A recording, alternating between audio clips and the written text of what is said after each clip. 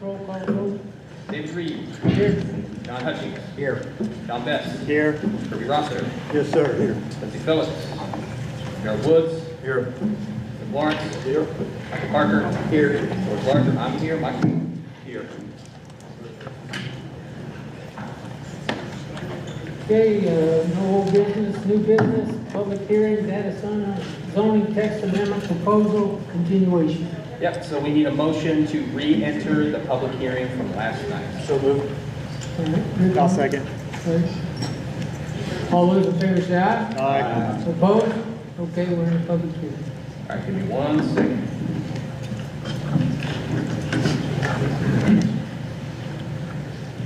All right, so everybody, welcome back to the second part of our public hearing. We've already demonstrated that we noticed this public hearing that was taken care of last night.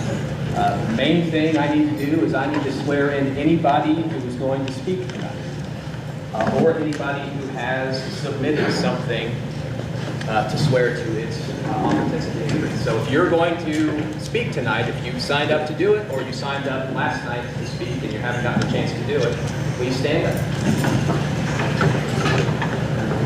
Please raise your right hand. Do you swear or otherwise affirm to tell the truth? Please say I do. I do. Excellent.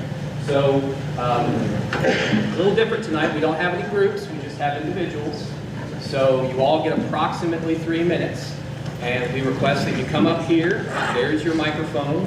State your names, your name and address. And also, Mr. Reed, Chairman Reed, will have 2 questions for you. Have you been sworn in? And are you a resident of Mason County? If you haven't been sworn in, or if somebody arrives late and hasn't been sworn in but wants to speak, I will swear you in. Okay. Okay, ready? Yeah. First up's Carol Sugar.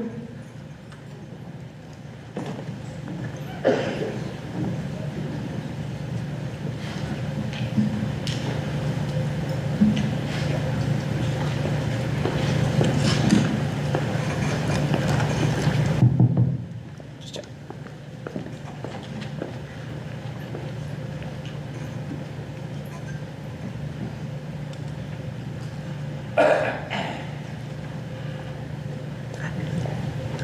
My name is Carol Sugars. I live at 3885 Kentucky Highway 435 in Dover, Kentucky.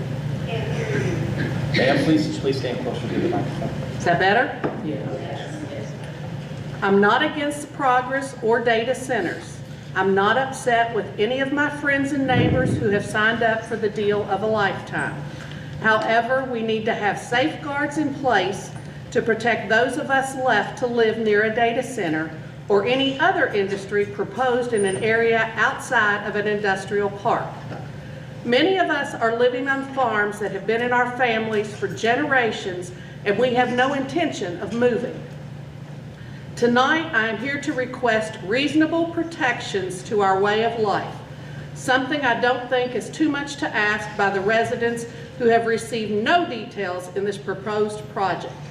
Specifically, the current setback projected at 250 feet is grossly inadequate, and I am asking for proper setbacks from property lines of non-participating residents of at least 1,500 to 2,500 feet.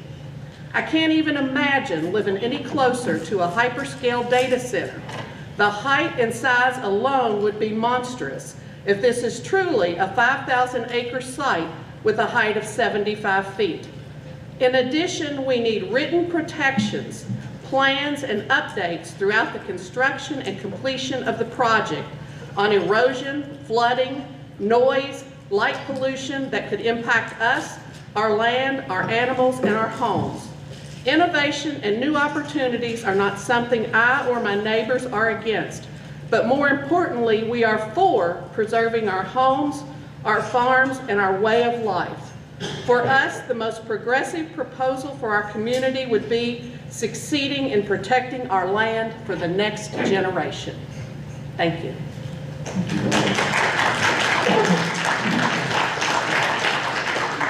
Danny Garrison, and the next one up behind him will be Dr. Grossman. I'm Danny Garrison. I live at Would you speak a little closer? I'm Danny Garrison. I live at 31008 Kentucky 435 Dover. Put my glasses on. As a Mason County farmer, my family, like most of you, treasure being rural.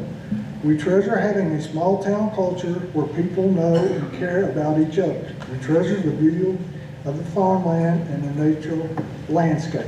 We treasure clean water, clean air. We treasure our regional wildlife. Unregulated data center development is a huge threat to all of these. We are here today hoping to collaborate with you to work on how to protect what we treasure and be proactive by addressing such issues in our comprehensive plan. There are 5,426 data centers in the U.S. 633 of those are in Virginia. Local governments in Virginia are now trying to catch up with regulations to deal with negative issues associated with rampant data center growth. We must be proactive rather than reactive. Not all data center developments are created equal. Some are good neighbors, while others are just there to exploit resources. Without any knowledge of who the Mason County data center developer is, we are forced to prepare for the worst and hope for the best. Based on Virginia's firsthand experiences, most data center developers overpromise and underdeliver. Data centers come in all shapes and sizes, including streaming platforms, cloud services, AI, hyperscale data centers, and cryptocurrency mining. We need to add definition to our plan that addresses the data center industry. Use of prime farmland for data centers should be minimized as much as possible. Food security is national security. No farms, no food. In 2022, the farm census in Mason County had 98,439 acres of land and farms. Local landowners with a combined acres of 10,000 acres have been contacted for land options. This is an alarming scenario. We must have restrictions on the percentage of farmland we are willing to sacrifice in the name of progress. If we must use prime farmland, then we must add measures to our plan to proceed with caution and then provide for restorations that the land when the data center is obsolete. We owe that to our grandchildren. We must also encourage farmers to further protect their farms by using agricultural districts or the Kentucky Department of Ag PAGE program. Thank you.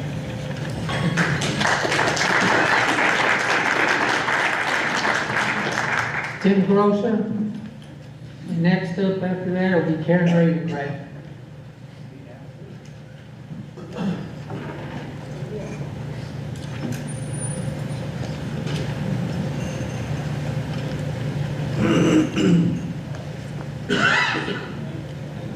Hello, everybody.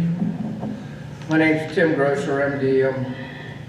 I live in 717 Forest Hill Drive, Maysville. Farms are 3282 and across the road on Germantown Road. So I just want to talk about the water. Andrew Shaw didn't know what chemicals the data center puts in the water, and even worse, didn't know how we were going to try to clean them out. Well, this is all research from the Smithsonian Institute in Washington. The chemicals are nitrogen gas, sulfur dioxide gas, carbon dioxide, that's all the air pollution part, polyfluoroalkyls and polyfluoroalkyl oxides, which are the forever chemicals, mercury, lead, and rare earth minerals. Those are all ground pollutants. The polyfluoroalkyls cause kidney cancer, testicle cancer, prostate cancer, and ovary cancer. They cause immunosuppression, which is inability to fight infections, inability for immunizations to work. They cause infertility in both sexes. So our water treatment plant, which he said it's our responsibility, is not going to be able to handle be whether 5 million to 25 million gallons of water on top of what we already have to handle now. That it's not our responsibility to put clean water back to wherever they're getting it, which should be the river. So, I mean, they need to be cleaning their own water, either at least as good as or better than where they get it. So I propose that we need at least 6-month moratorium to a year to fully study all these problems, or better yet, just block the whole project. Thank you.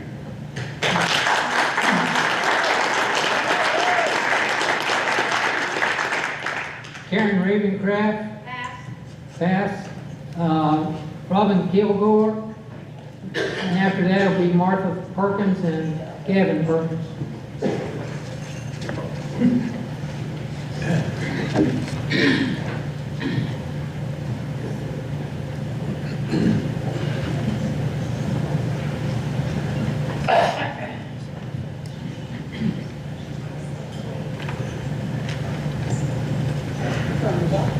Robin Kilgore, 3513 Tuckahoe Road, Mansfield, Kentucky.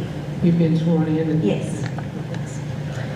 Good evening, and thank you for allowing me to speak tonight. As we discuss the proposed data center, I want to encourage everyone to take an honest look and fact-based look at the economic reality facing Mason County.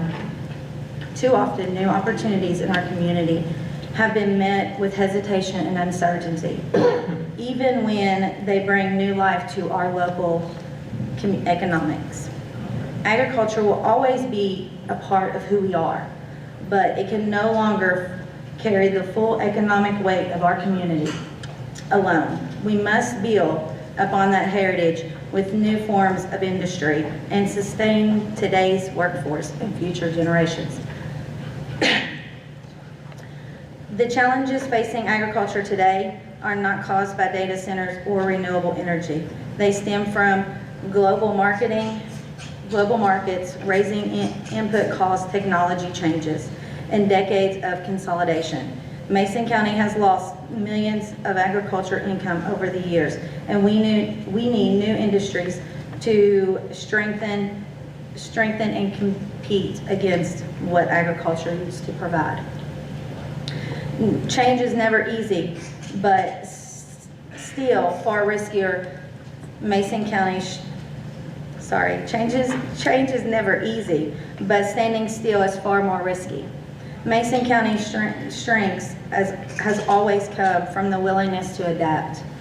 When individuals express concern about new opportunities, I understand their feelings, but we must also recognize that protecting the past cannot come at the expense of our future. The responsible path forward is simple. Keep an open mind, focus on the facts, and evaluate this project based on real data, not emotion. If we allow fear of change to guide our decisions, we risk further population decline, loss of investment, and loss of jobs. Because we all know what happens to rural counties that say no to everything new. Fewer jobs, weakened public services, higher taxes, and worst of all, our young people leave because no opportunities at home. That is not the Mason County we want. Meanwhile, the facts are clear. Data centers are among the highest growing and most stable sectors of modern industry.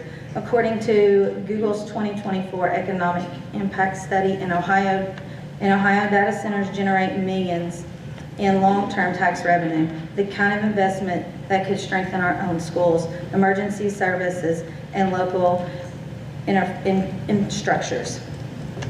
National data shows that every one data center job creates as many as 5 additional local jobs, following from construction to logistics to maintenance, food services, and retails. Communities such as New Albany, Ohio, Lenore, North Carolina,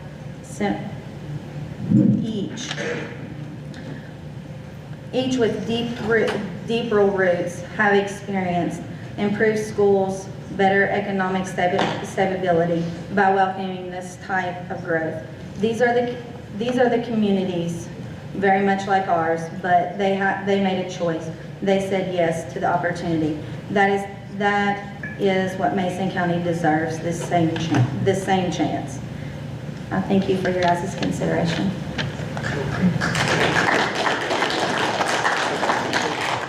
Martha Perkins, and then Gavin Perkins.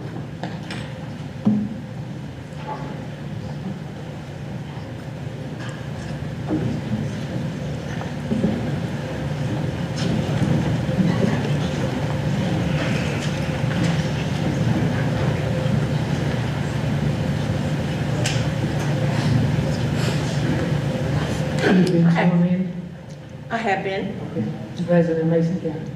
I am. Okay, thank you. My name is Martha Perkins. I live on Clarks Run Road on a small farm now owned by my son Gavin and his family. It was a work in progress for many years that my husband Jeff completed before his death in December of '23. He prepared me and secured my life on this home place with the intent of the third generation taking it over. Yes, you may say it's a hobby farm, and you'd be correct. I don't sell products to Kroger's, but that doesn't mean that it doesn't have any less of an impact. The chosen life has prepared each generation to be successful adults. I am a retired registered nurse. I was a happy wife for 52 years, a proud mother, a grandmother. These are simple credentials will have meaning during this short reflection of country life. My parents, grandparents, husband, and his family were hardworking farmers on a small scale, but it was enough to put the farming in our blood. Country living in Bracken and Mason County has been a special way of life for our family and many others. My grandfather farmed in Dover on Eden by the river. Our family has continued that tradition, naming our farms. My brother, Little Eden, Jeff and I named ours Eden by the lake. Jeff and I had owned a farm on Tucky Hill overlooking the majestic Ohio River, but Jeff's work career took him between car moose plants, so we moved to northern Kentucky after 4 years of living in a subdivision. We yearned to get back to the country. So Mason County, here we come. That's when we purchased our little piece of paradise, Eden by the lake. We soon became farmers again, showing and breeding market lambs, and today we continue to breed and raise lambs along with corn and hay for feed. These are mostly for 4-H and FFA projects, which contribute to our lifestyle. They still show livestock in Kentucky and some nationally. They don't always win a banner, but they always come home a winner by achieving so much more: responsibility, dedication, hard work, work ethics, and leadership. We don't want to give that up. Working in the healthcare field, I have gained valuable knowledge. I have real concerns about being responsible for adding to the never-ending environmental hazards and the pollution introduced to our children. I cared for and watched my husband fight esophageal cancer for 9 years. Exposure to environmental carcinogens, I feel, was a connection to his diagnosis. We need to be cautious and proactive about negatively adding to the human impact of our environment. We have to ensure the grounding of the soil of God's given earth. Thank you. And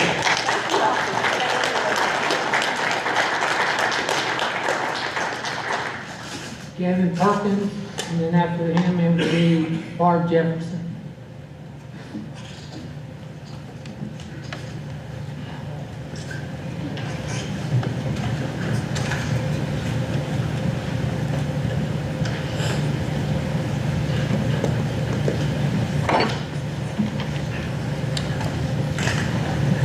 Good evening, Gavin Perkins, 4192 Clarks Run Road.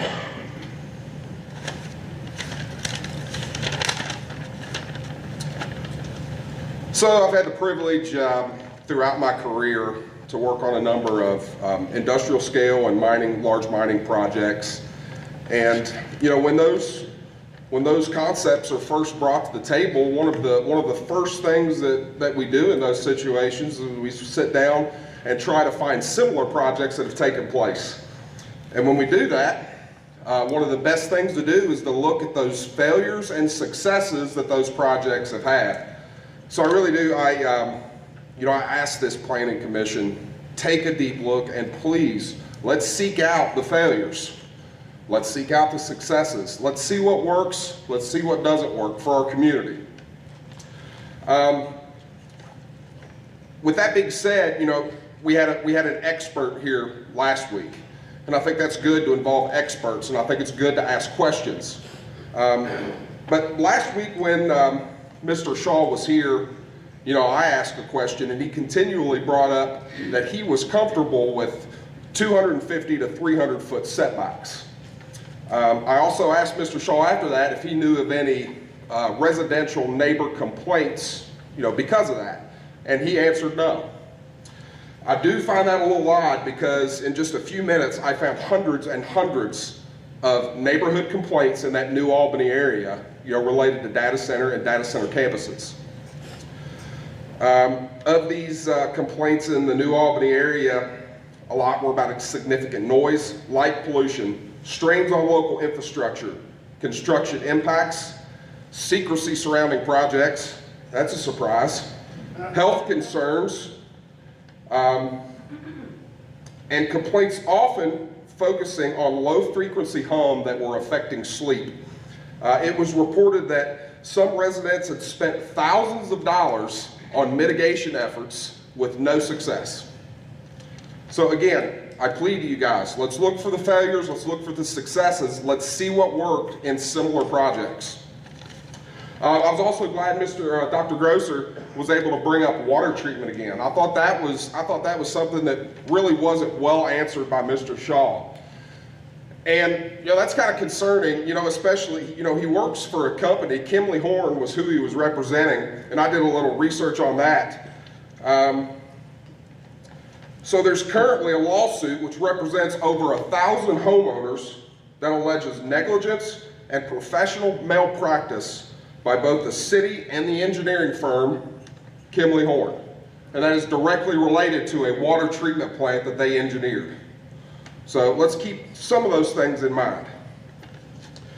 So again, I'm going to finish with that, but I just wanted to say that and want you guys to look at those successes, look at those failures, and let's make some smart decisions based on things that we can observe. Thank you. Bob Jefferson, and then it would be Reese Burton.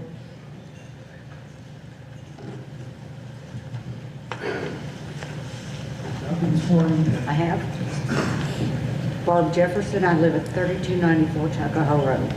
And here you are. Is that better? Yeah. Somehow, this process has gotten back-active. I'm not blaming the JPC, they're just following their protocols. I'm talking about transparency. Last night's presentation only reinforced my opinion that we've gone from point A to point C without going through point B. Since I first learned about the proposed hyperscale data center, I've been asking that Mason County citizens be given the opportunity to express concerns, participate in discussions, ask questions, get answers, all in an open public forum with decision makers, the developer, objective people with specialized knowledge, especially those with opposing views. That's my definition of a public forum. On July 16th, I spoke with Tyler McHugh, who assured me there would be multiple such public forums well in advance of formal hearings. Well, here we are, and that never happened.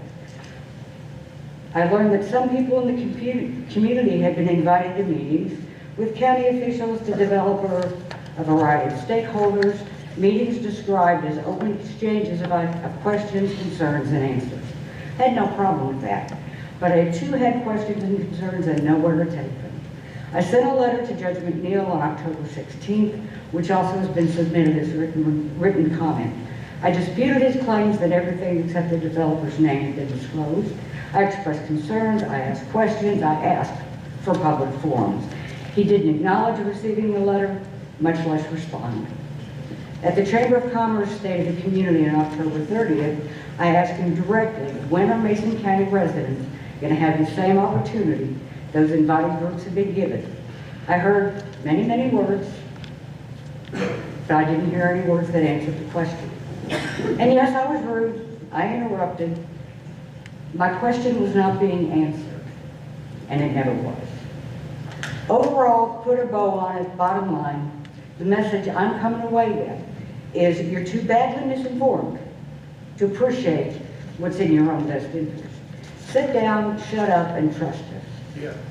We got data centers one-on-one, basic information, the chance to ask questions, as long as they weren't about the massive project being proposed here.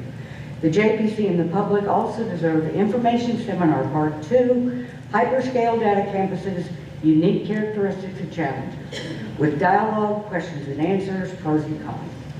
We have public hearings that include presentations by design where people talk at you, not with you. Hearings that permit comments, but no chance to ask meaningful questions. We have a one-size-fits-all text amendment draft meant to regulate any and all data centers, whether they're 20 acres or 2,000. I think it's time to pump the brakes, slow down, back up, give us time to hold those public forums, help us become educated community partners who are better prepared to make well-informed comments on a carefully crafted zoning text amendment. My father often said, a job worth doing is worth doing well. If anything deserves to be done well, it's this. Thank you.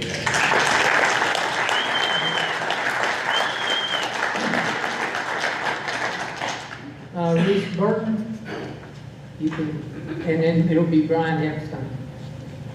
Hello, my name is Reese Burton. I'm a resident of Mason County, lifelong resident.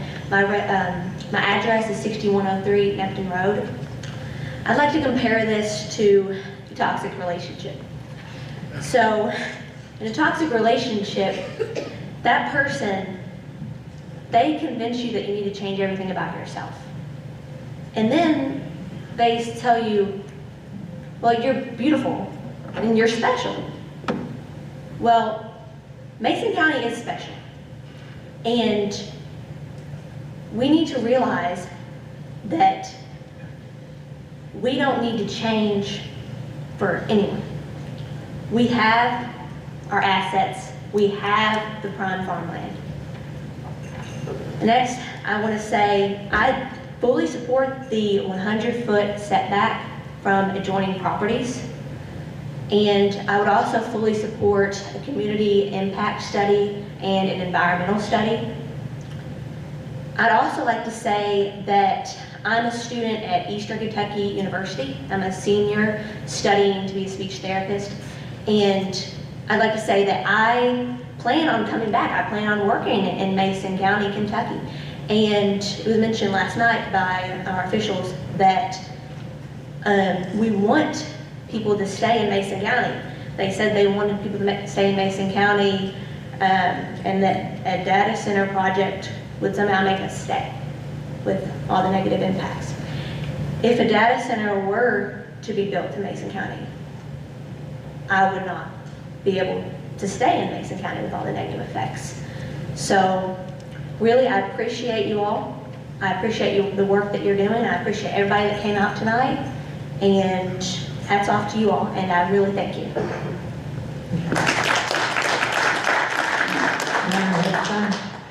And then it'll be Owen Brown.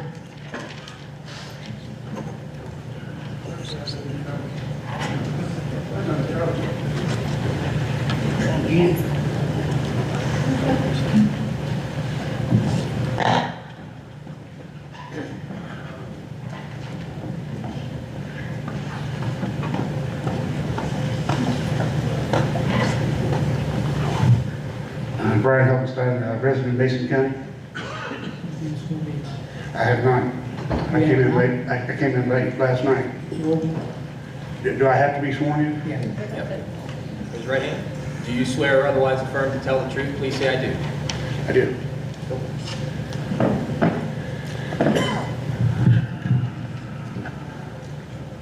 I have to be, I'm a little nervous. I feel like I'm in trouble. I've been sent to the office or something.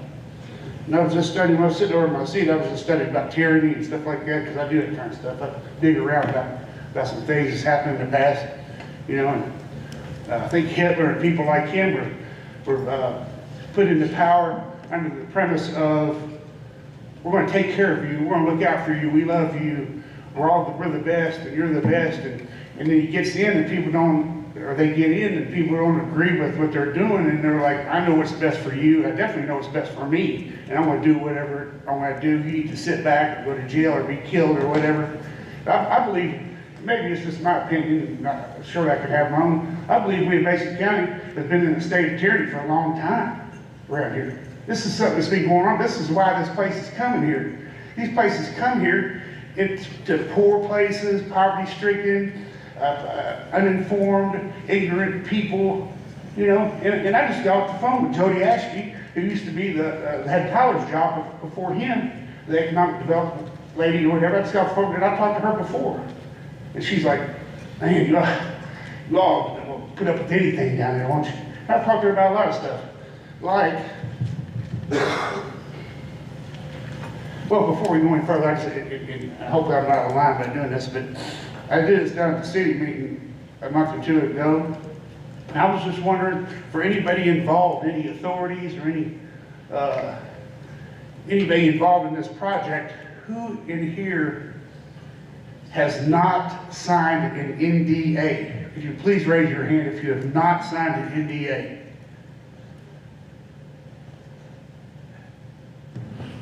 Okay, good. For those of you who raised your hand, I'm proud of you. Because we got some surprises in the past, some people who didn't even look like they should maybe be involved, but they've signed them. And I think we just saw where Rick Ross said that he was asked and he didn't. Commissioner Boone and different people like that. I think Peggy Frame over here, I don't even think they even brought this to her. I think they probably knew they weren't going to get anything out of her. Anyway,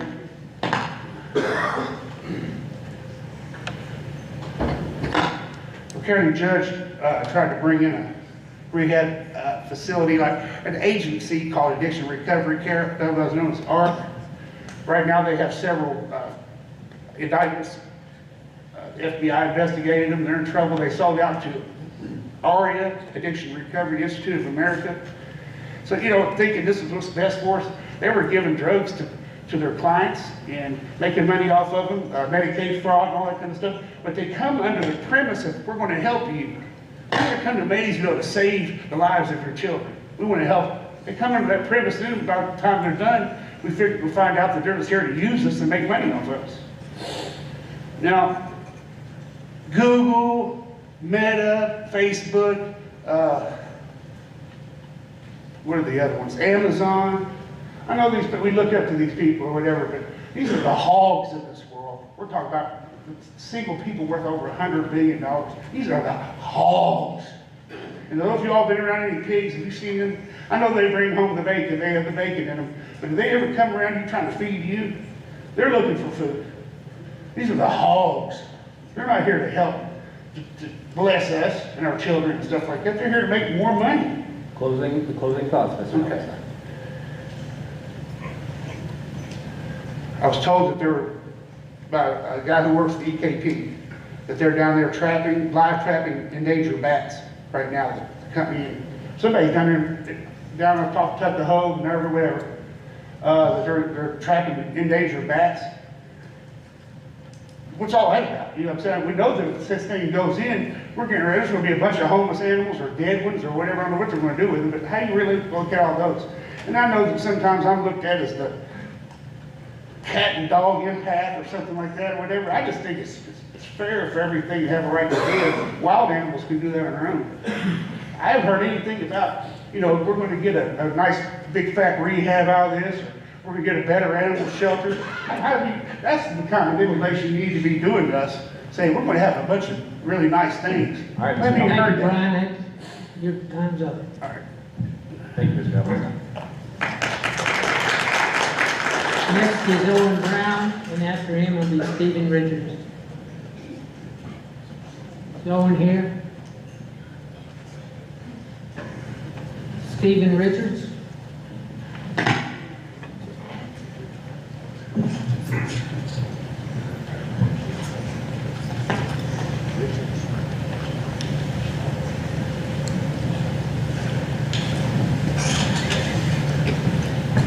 Stephen Richards, 2305 Glen Drive, Next one in. Yeah, been somewhere. 3 minutes, I can't even tell you how wonderful I am in 3 minutes. We can't build a relationship like that. But I'll, in the order, in interest of brevity, I'll limit this to 2 points, but I haven't heard anything from the dead people yet. Okay, in every election in politics today, you always get dead people voting. We haven't heard that yet. There's 117 cemeteries in Mason County. And we haven't heard one thing about how remains will be preserved. The largest data center in the world is in China, and it's only got a footprint of about 250 acres. And if they're asking for 5,000, I would then request that rather than shuffling all the bones up and stick them in a pile, that they should be able to reserve the cemetery space. The second point, yeah, it's in there. We talked a little bit about solid waste and said wasn't going to be much, but whatever it is going to be hauled across the 68 AA and AA Route 11 intersections. So for the life of the operation, the solid waste will be drugged through downtown. Now, I assume most of you all have PCs, and y'all probably have PCs. How often do you all replace those? All right. And if you're trying to be a world-class competitor in the computing industry, you're going to have to replace this equipment on a pretty frequent basis. So I'm just saying, there's going to be a lot more solid waste than what we've probably been led to believe, not discounting the initial construction part. And if that's going to be drugged across downtown, I call 68 and AA downtown. But if that's going to be drugged through there, it's going to be a lot of additional long-term. And I know we just fixed the intersection, and thank you very much for that. But if it gets to the point where people are going to resent all that additional traffic, then what's going to happen is the dead people are going to speak again. And somehow, when you all stop the bypass where it comes into 68, I understand it was probably an archaeological issue, but there's a good chance that that routing will have to be revisited again in order to keep that from going downtown. Now, if the largest data center in the world is only taking 250 acres and they're asking for 5,000, I'm asking you to request that they dispose of their solid waste on site. It'll ultimately result in them saving all the haulage fees to the dump across all those miles so I have to truck it. Plus, it'll also reduce the traffic at that intersection so we don't have to deal with that as soon as possible. But then also, if we can leave the bypass where it is, that'd suit me real well, because I was getting ready to buy a piece of property there, and next thing I know, had I not come to this meeting last night, it's dead center from where I was going to buy and build. So, I mean, that is one of the negative impacts of all of this lack of information being made available to the public. Closing thoughts, sir. Because the public runs around and makes their decisions and gets hammered on some of this stuff. I will say this, it's not a threat, it's a friendly piece of advice. If any of you all have the slightest inclination of making any unethical money off of this, I'd like for you to realize that with increases in technology such as fingerprints, DNA, and now AI, it's very simple to investigate real estate records and all that stuff. So I would not even think about doing anything unethical associated with this project, because the chances of being caught are going to be really high. I'm not going to be looking at it, but somebody will. So you all do the best you can and treat the community you serve the best you can, and I think we'll all make out well. Thank you. Pam? Yeah. After Pam will be Andy Gross.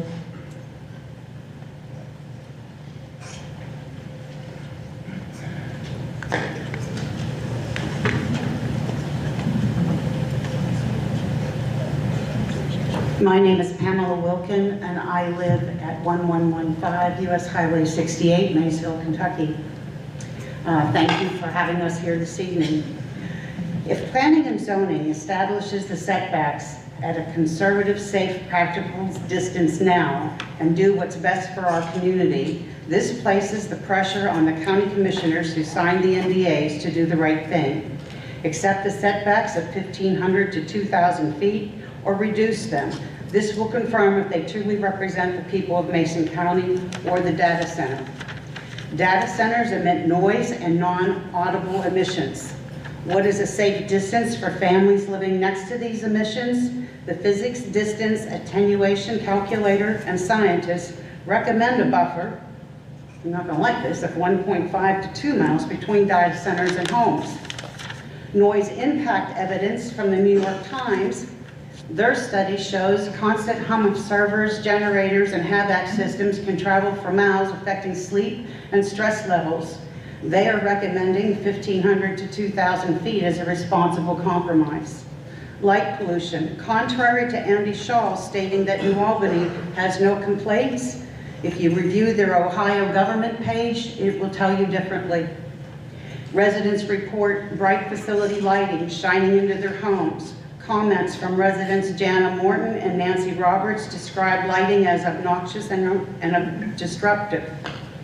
There's a need for a moratorium. A project of this scale requires thorough planning and assessments for the protection of prime farmland, neighboring farms that are operating, residents who cannot relocate, and also to ensure health, environmental, and infrastructure concerns all need to be addressed before proceeding. Economic and community impacts. Increased environmental stress leads to higher utility costs for residents and businesses. Seniors on fixed incomes would face greater financial burden. Kentucky's stagnant minimum wage, unchanged for 16 years, makes households more vulnerable. High energy usage of data centers may deter other businesses from locating to our region. Loss of prime farmland for a low employment, high energy use industry raises serious questions about a long-term community benefit. I question the wisdom of the loss of prime farmland for the benefit of artificial intelligence for an industry that likely won't supply a large number of jobs compared to its demand for energy. I'm so disappointed in this community's elected officials for allowing the loss of 23% of our prime farmland with such disregard. What percentage will you squander away next year? Thank you.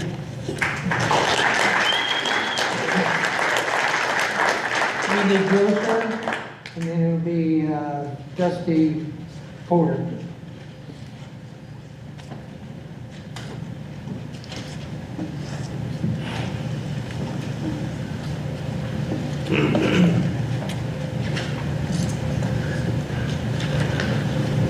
Mason County Joint Planning Commission.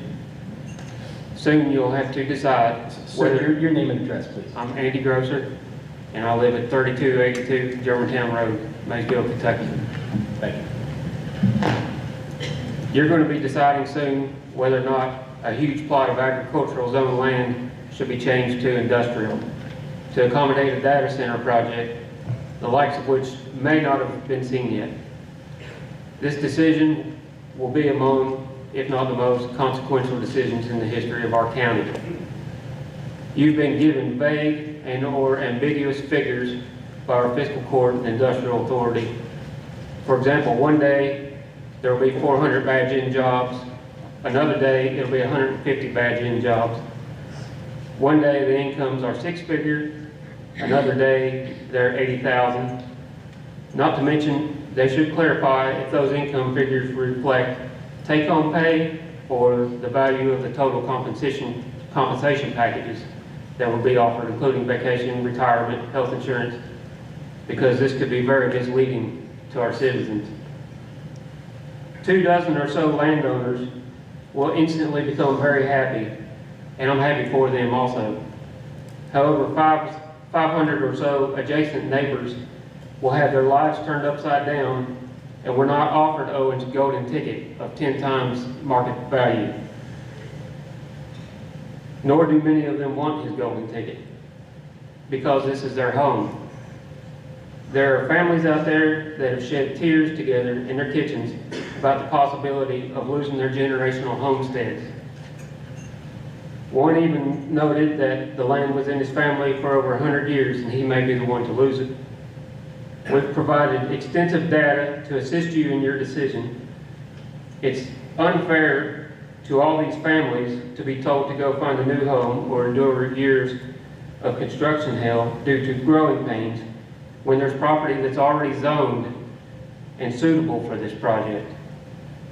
Quite honestly, JPC, it's unfair to ask you to make that decision when it's not required. As these families that are displaced or have to live in that, they could be your family, and you may eat with them, and you might shop with them, and you might go to church with them. This is not a time to be aggressive with timing. Time is not of the essence. This is a time to be thorough and considerate, and it's okay to be guided by morals and not just dollars.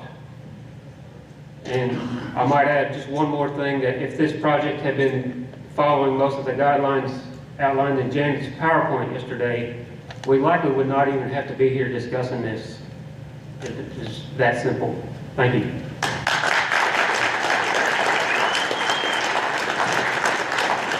Dusty Porter, and then it'll be Dwayne Sharp.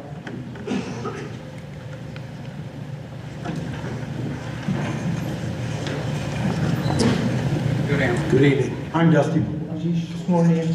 Yes, I was. I'm Dusty Porter of 70 Orchard Hill, Fort Thomas, Kentucky. I do not live here in the county. However, we own and operate a business here.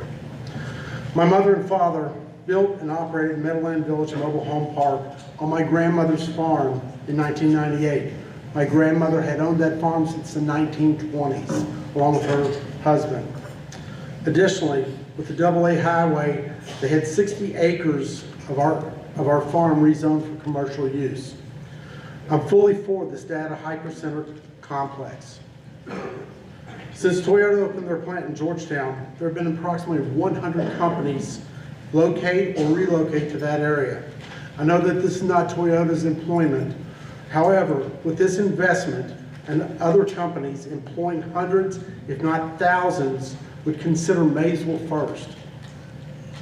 I believe that this data complex will spur economic growth, maybe not for you, maybe not for our kids, but certainly for our kids, our grandkids, and great-grandkids' futures. Do not let this opportunity pass you by. Thank you.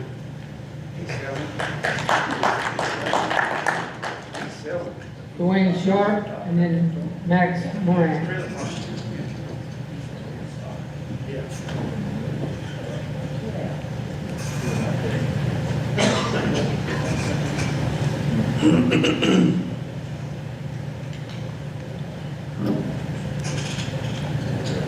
Good evening, and I just want to thank the Joint Planning Commission for everything you guys. Name and Oh, I'm sorry. I'm Dwayne Sharp. I am the mayor of Germantown, Kentucky.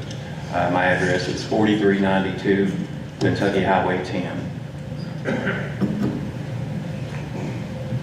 And like I said, I was just wanting to thank the Joint Planning Commission for everything you guys do. I know this is a very difficult situation to work on, and I do appreciate all your efforts. But the reason I'm here tonight is I have concerns for the impact on our emergency services.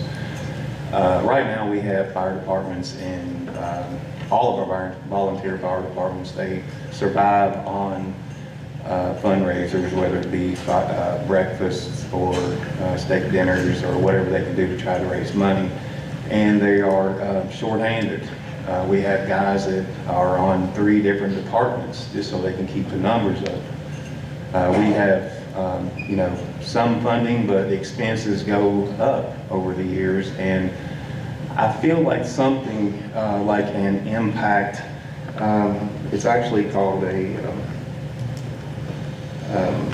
it's an impact fund, and basically what it is, like a company of this size or magnitude that comes into an area, it's going to have such an impact on our infrastructure as far as ambulance services or police or our firefighters, because like even in the construction phase you have probably supposed 1,000 workers working there.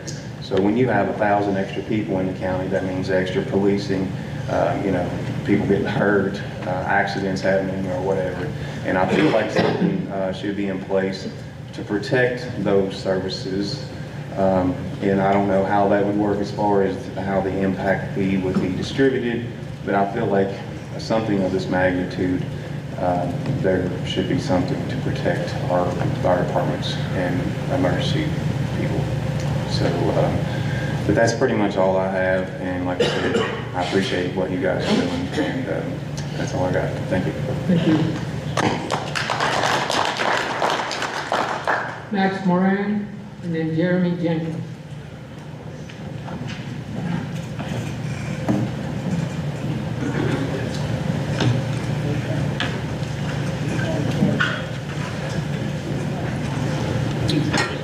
I have been sworn in. My address is 4837 Kentucky Highway 596. I've thought long and hard for a long time on what I wanted to say to you guys tonight. I don't even have a speech with me. Just speaking purely from the heart. First thing I want to talk about is how did we even get here? Well, let me share that with you real quick. It was back in June of this year. I got a phone call asked, could I come to this meeting at a person's home out in the county? I said, sure, I'll come out, I don't care. I was asked to come and explain what the heck even is a data center. I was made aware of a possibility that we would have one of 3 things come to Mason County in January. It could have been a data center, could have been an aluminum mill, could have been some other big heavy industry. Don't know what that was, but that's not the point. I went there, there's 8 people there. Lots of questions were asked, a lot of concern and worry in people's faces. At the end of that meeting, those original 8 people decided they wanted a second meeting. At the second meeting, there was 30 people there. Said the same kind of stuff. And at the end of that, we wrote up a bunch of questions to address the fiscal court. July 15th, 2025, I requested 2 weeks before then to be put on the fiscal court docket to speak, not as a citizen, not as Max Moran, but as a person for these people. A lot of these people were genuinely concerned. There were several elderly people there, people who couldn't really walk, couldn't really see. They were concerned. So, waited and waited, never got added to the agenda. It even got to the point the day of, still wasn't added to the agenda, I had to come up with a plan to jump to the podium to speak. Luckily, and I will give him credit, the county judge, he did let me speak. Only reason I got to speak is because that courtroom was full. He gave me 2 minutes. 2 minutes. I said, all right. So I went to my questions. I had a whole comment section laid out, and I was coming before with concerns. Not to say no to it, not to even say yes to it, but just concerns. And what all I was met with was basically getting stonewalled the whole time. And it wasn't me getting stonewalled, it was the community. So that brings me to now. I asked the JPC, when everyone's done speaking tonight, when you exit your public session, vote for a moratorium, not to say yes, not to say no. A moratorium is nothing more than a pause. What this will do, and we've seen it already happen in 2 counties in Kentucky, you can look this up, Oldham County and Bede County. They have both passed moratoriums. Their fiscal courts also uphold them too.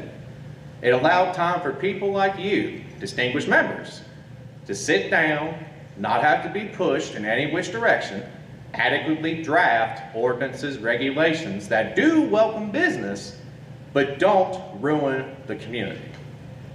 So with this last bit here, that's my ask. Do a moratorium so you guys have the time, because I know you all are volunteers. You don't get paid for this job. I know most of you do a whole lot of good in the community. And this is my ask because when this group, We Are Mason County, was put together, the way it's structured, I hope it outlives me. It's not to be anti-data center. It's designed to take on community issues. My hope is when this topic is over, it goes on and lives on to take on other issues. Like maybe there's a bad road that the county doesn't know that needs to be fixed. Maybe there's a dog issue. Maybe there's people who are down on their luck and just need a few bucks. That's the intent of this organization. And I'll say it one last time. Please consider doing a moratorium, not to just help the community, but to help you guys out. Thank you.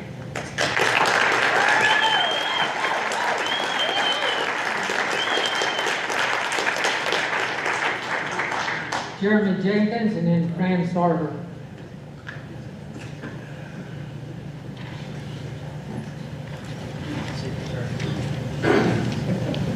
You been sworn in, sir? I have been sworn in. Jeremy Jenkins, 2631 Wilhite Drive, Lexington, Kentucky. Good evening, Commissioners. My name is Jeremy Jenkins, Business Manager of Laborers Local 189. I represent hundreds of union laborers here in Mason County and the surrounding areas. I'm here today because this data center proposal represents a real opportunity for our region. We're talking about hundreds of construction jobs, long-term tech positions, and a major investment that can strengthen our local tax base for decades. But to be clear, this project is only as good as the people it puts to work. If we're going to welcome a data center of this size into our community and support the infrastructure changes, zoning considerations, and long-term commitments that come with it, then we must ensure that the benefits flow directly to the people who live and work here. That means any ordinance, development agreement, or a conditional use permit for this project must include a strong, enforceable local hire clause. A requirement that company uses local skilled union building trades for construction, a requirement that these jobs go to the men and women who already call this place home. Workers who pay taxes here, raise their families here, and reinvest their wages right back into our economy. A requirement that contractors on this project meet the highest standards of safety, training, and accountability. Union trades bring all of that. We bring registered apprenticeship programs, safety certified, and highly skilled workers who know how to build complex facilities correctly the first time. A project like this isn't the place to experiment with untrained labor or out-of-state contractors. This requires the best, and the best are right here in Mason County. By adding the local hire clause, you ensure good jobs stay local, tax dollars cycle back through our own communities, and workers have the training and experience to build a facility that meets standards. The project is completed on time, safely, and with long-term reliability. Hiring union contractors and union labor will also ensure local workers receive good livable wages, family health care, and the promise of a pension. Choosing local union labor doesn't just benefit workers, it benefits the developer. Union trades have worked on some of the most notable structures in this county, like the Simon Kenton Bridge, the William H. Harsher Bridge, Meldaw Dam, International Paper Mill, East Kentucky Power Spurlock Station, and nearly every school, hospital, and roadway. When you hire trained professionals, you get fewer delays, fewer change orders, and fewer costly mistakes. So yes, this project can be a win. It can bring economic growth and real opportunities. But let's make sure it brings those opportunities home to our families, our workers, and our community. I urge you to approve this project with a mandatory local labor hiring requirement built into any ordinance or agreement. That's how we turn the development into a partnership and this project into a legacy. Thank you.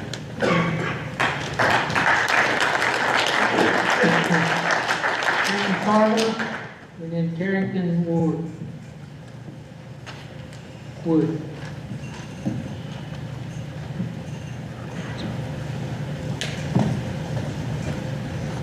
Do I have to state my name and... Yes, state your name, you've been sworn in.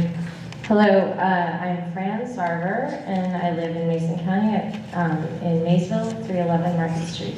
And you've been sworn in. Yes, I have. Okay. I want to first say thank you to the members of the JPC for your time and commitment to our community. I am here to remind the members of the Planning Commission that your duty and responsibility is to the citizens of Mason County.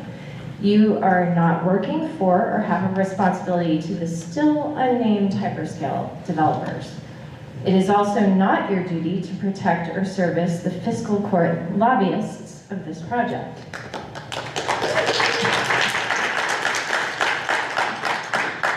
You are not here to make this easier and less costly for still unnamed corporation.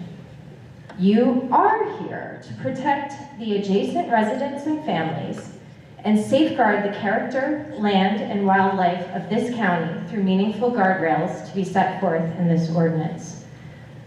The details you include or omit will affect all of us for years to come. I advocate for exemplary, generous setbacks for all adjacent residents, meaningful noise protection through low maximum decibel limits, because frankly, no one would ever want to live in the presence of 24/7 persistent industrial noise, and special limits put in place for preserving the integrity of the natural system which we all depend on: water, farmland, and wildlife. Mason County and the stretch of the Ohio River Valley is a place with significant history, multi-generational living, and a future yet to be imagined. This data warehouse complex is but one scenario that forces and binds all of us to accept a certain direction. A significant area of the rolling hill landscape of western Mason County will be raised and paved in concrete, such that no one will ever be able to reclaim the natural topography profile again. And how tragic this thought is, when based on what we know about technology and its lifespan, these structures will likely be discarded for next year's or next decade's latest trend. While I worked in a Mellon Foundation digital library, which was at the forefront of digital archiving, I learned that digital media has the absolute lowest archival time frame of any medium. Paper can last centuries under the right conditions, while digital information is lucky to reach a lifespan of 5 to 10 years under normal conditions. Accessing data from even 15 years ago is a challenge most people are familiar with. There are excellent reasons why folks in the community are reticent, doubtful, and concerned about this project, and it does not boil down to fear, knee-jerk opposition, or ignorance, as some have tried to suggest. I genuinely believe no one is against positive change and new business for our community. But when our leaders cite endless positives with no balance of the drawbacks, and corporate cozy representatives make lofty claims without binding agreements to hold them to their promises, it makes me wonder, if it is truly, truly so wonderful, why would you need to bully people into believing you? If you have lived enough decades as I have, then you've witnessed too many cases of unscrupulous and unethical behavior by corporate Goliaths. I've witnessed harmful policies enacted for maximum corporate profit, policies that killed viable industry in our country. I've seen destruction of the natural world with vague promises of progress. I've seen a large chemical corporation, Ciba-Geigy, poison my neighbors in Toms River, New Jersey. It is a real case, you can look it up. The examples are too numerous to name and too common to be rare. Rather than list these nearly endless offenses, I recommend these thought-provoking films for you to watch or rewatch over your holiday break as you ponder the tasks of the ordinance. Final thoughts, Ms. Sarver. Okay, The Lorax, Erin Brockovich, Runoff, Matewan, 2001, A Space Odyssey, and It's a Wonderful Life. I would like to remain in Bedford Falls instead of trading the riches we already have for the selfish interests of the Mr. Potters of this world. Thank you.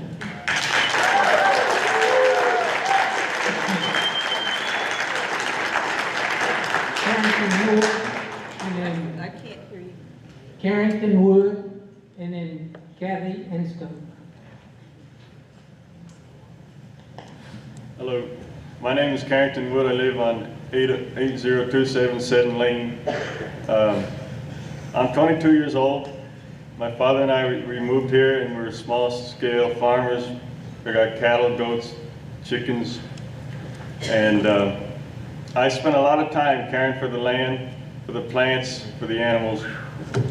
And I don't know if you're God-fearing people, but Genesis, we are commanded to take care of the nature, take care of the land and the animals. And I think it's clear to all of us that this data center would create a lot of pollution to this beautiful county, fertile land, and irreplaceable farmland. Farmland cannot be created. It's been given to us, and it cannot be created. It can be destroyed. And I would also like to speak on AI. If you've done your research, you know that AI, in the long run, the best case scenario would be a lot of unemployment for the people in this country and probably cause a lot of damage. And in the worst case scenario, something a lot darker than that. And so I would like you all to think about that. Think about your role in this. And you might say, well, AI is larger than us, we can't stop it. But what you can do is you can have clean hands. Thank you.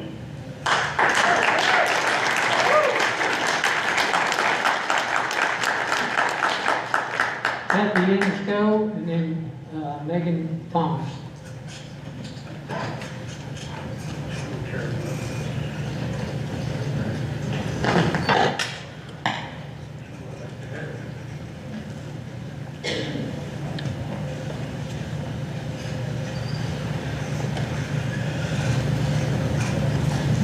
I'm Kathy Insco. I've been sworn in. I am a lifelong resident of Mason County. I'm a lifelong resident of farms. I've lived on a farm. I've worked on a farm my whole life. Ma'am, what's your address, please? 4325 Kentucky 10 Dover. I could have been anything in this world. I could have left here. And when you talk about the young people leaving here, yes, they're leaving here, but young people have always left since the beginning of the time to find themselves. And you know what? More often than not, if you're born a country person, a farmer, you'll come back. You'll come back. And you talk about all the people that's leaving here right now, but what about the people who are coming in? The people who are coming because of the country life. We have something beautiful here, and why would we ruin it? I'm not saying that we shouldn't have a data center. I'm all for improvement. But after the building of the whole thing, that's the employment, then what's going to happen to us? What's going to happen to us? When it came in, it said 2,000 acres, then 5,000 acres, and now it's 8,000 acres. Do you know how much 8,000 acres is? It's 2/3 of what the city of Maysville is. 2/3 of the city of Maysville in nothing but concrete and noise. Have you ever watched a new baby calf be born? Are we going to be able to do that on a data center? Can you go out and take your kids and your grandkids sleigh riding on a data center? No. The people who leave here to go for the other jobs, most of them are at cons or places like that. Those people aren't going to come here to work in a data center. I wouldn't trade. I'm in the middle of farmland, and I live right out there in the middle of it all. And we have an industrial park for a reason. Why can't we put the data center on the industrial park? And I don't blame the people who sold out for the big bucks. I never would have, but I don't blame you. It's the only chance some of us are ever going to have. You know, I'm old now. It's not for me, but I have 3 grandsons, 10, 14, and 16, and I wish that they could know the responsibilities and the life that I've lived through farming. Having to get up in the morning and go take down tobacco because my dad has walked the floors all night while it's raining. I know some of you up here are farmers. I know you live on farms, and then I know some of you that aren't. I know some of you, and we depend on you guys. We don't depend on the physical court because we can't. We depend on you guys to help make the right decisions. You don't get any money from us, you don't get any money at all. Why not make the right calls? Please, please, please think before you end our farms. Please, 8,000 acres, 2/3 of Maysville, 2/3 of Maysville under blacktop. Thank you.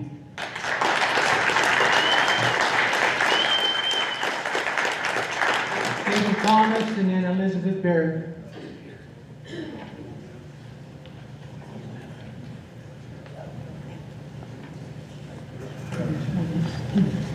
I am Megan Thomas. I am not a Maysville resident or Mason County. I'm from Bracken County.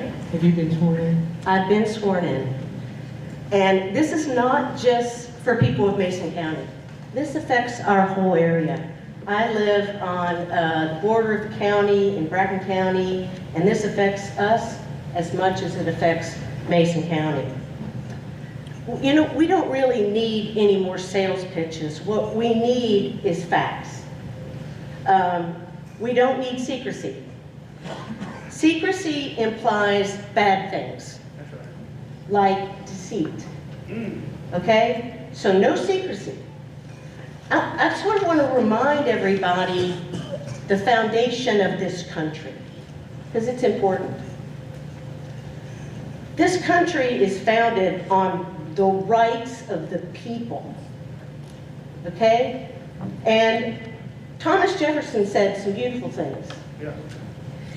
He said, we hold these truths to be self-evident, that all men, and I'm going to add women, are created equal, that they are endowed by their Creator with certain unalienable rights. So many unalienable rights you can't count them. And that among these are life, liberty, and the pursuit of happiness. And to secure these rights, governments are instituted amongst men, deriving their just powers from what? The consent of the governed. That's you. Your consent. Not what they think, what you think. You're in control.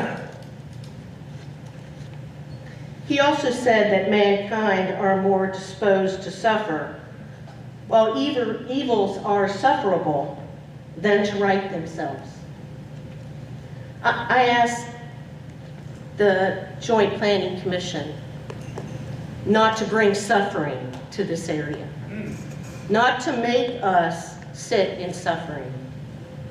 It's really up to you. We respect you all so much. You have so much power in this. We hope that you will come through for us. I'm not against progress either. I think many people have said that. I don't think this is the right project for us personally. But there, you know, other things maybe are. And I don't mind looking at other projects. I also want to remind you of the three most fundamental rights. Number one, the right of private property. Private property. The free use, enjoyment, and disposal of one's acquisitions. Okay? Second, the right of personal security. Without private property, you can't have personal security, folks. They are dependent on each other. Personal security. Protection of life and physical well-being. For you, your family, everything that you've accumulated in your life. The right of personal liberty. Freedom of action without restraint, as long as you do no harm and you do not trespass on others. These are what our country's built on. So, I know that data centers, they say, need water. But if you do a little research, you'll find out that they build them in the desert. Where's the water there? You can build these in places without prime farmland being destroyed. Final thoughts, ma'am? Well, I just appreciate your listening to what we have to say. And I think that also we need a moratorium. And really, there needs to be a ballot referendum to see what the people of Mason County want. Okay. Right? Lastly, check out articles on data center bust. It's being written about now. Too many data centers coming online and a bust that they're looking to come, for these projects. So check it out. Thank you, sirs, ma'am. Elizabeth Berry and Janet Garrett.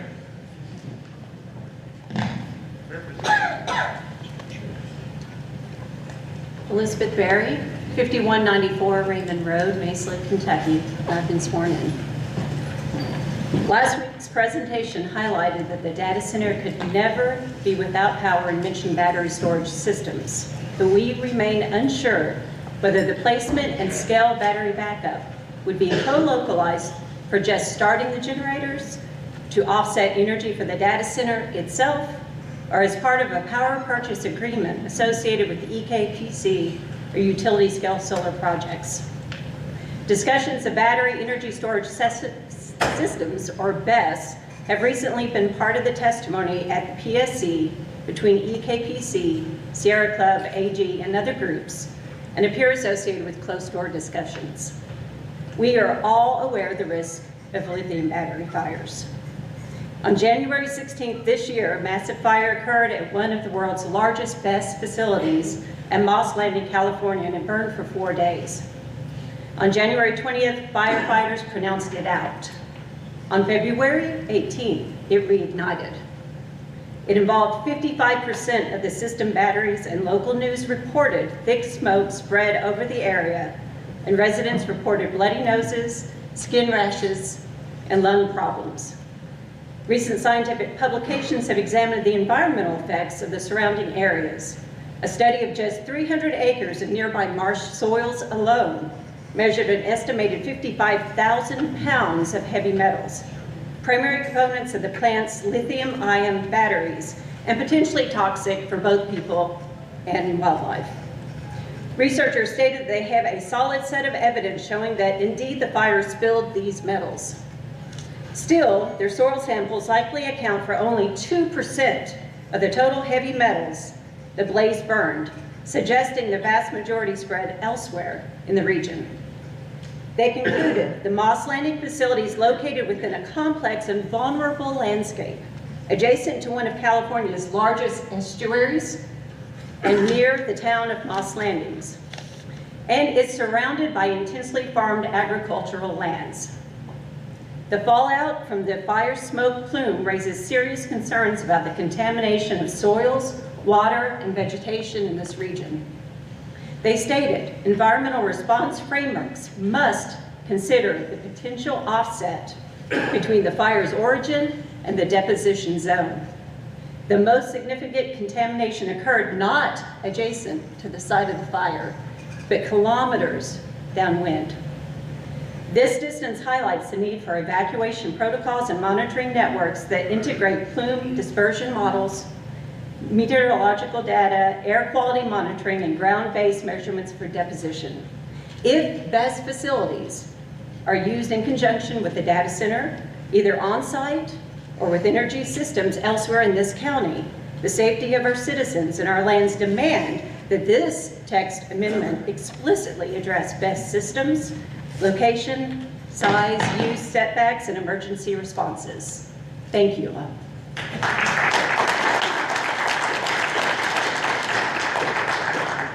Janet Garrison and then Laura Moran. My name is Janet Garrison. I live at 31008 Kentucky Highway 435, and I have been sworn in. Data centers are sprouting up all over the country due to the need to support AI. Data center sprawl is a major concern as data centers beget data centers. Most big box data centers are not built so that they can be easily converted into something else. The risk of having a colossal white elephant deteriorating in our community is very real. Therefore, to be proactive and forward-thinking, we need to address this issue by having by having a decommissioning plan. Local governments are now exploring reclamation bonds, also called decommissioning bonds, to ensure that data center facilities and equipment are removed when they are abandoned or become obsolete. If the data center fails to properly decommission the facility, the local government can access the bond funds to finish the job.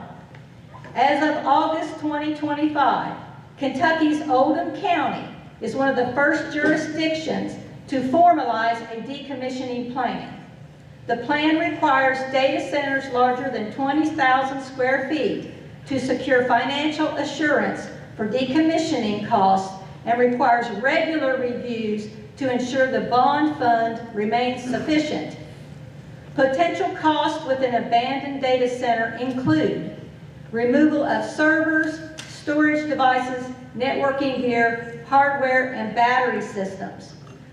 Proper and safe disposal of hazardous materials found in electronic waste like lead, mercury, and cadmium. Dismantling the facility itself in an environmentally responsible manner. Returning the land to an agreed upon condition for future generations.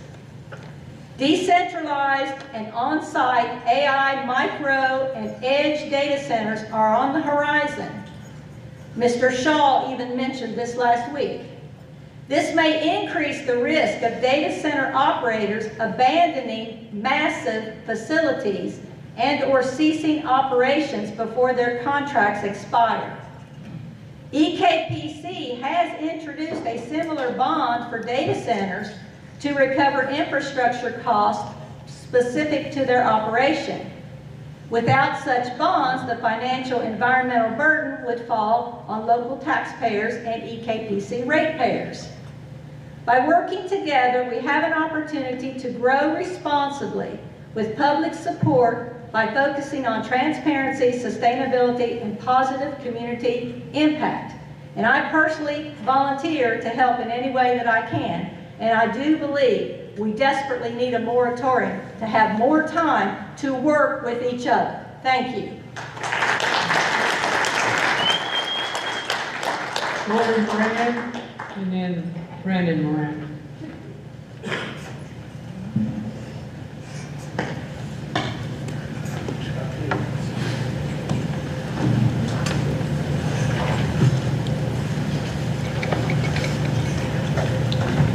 Hello, I'm Laura Moran. I reside at 41065 Kentucky 596. Good evening. Thank you for volunteering your time. I would like to express that the JPC board needs to go to Loudoun County, Virginia, and experience a data center campus. One with the most data centers anywhere in the United States. I am confident that the Mason County Fiscal Court and the City of Maysville has the money for this trip. This money would be best spent collecting information that you now do not have. While you're there, listen to the data centers. Drive around like you live in this place. Ask regular people at a mom and pop coffee shop. Read the local newspapers. As a JPC board, you cannot take care of Mason County without making this research trip. The regulations needed have been developed in Loudoun County, Virginia, and they are now rewriting their first set of regulations. A moratorium is needed to gather and mull around the information that is needed to completely and correctly provide regulations for those unnamed hyper data center developers. Don't get rushed. Take your time. Thank you.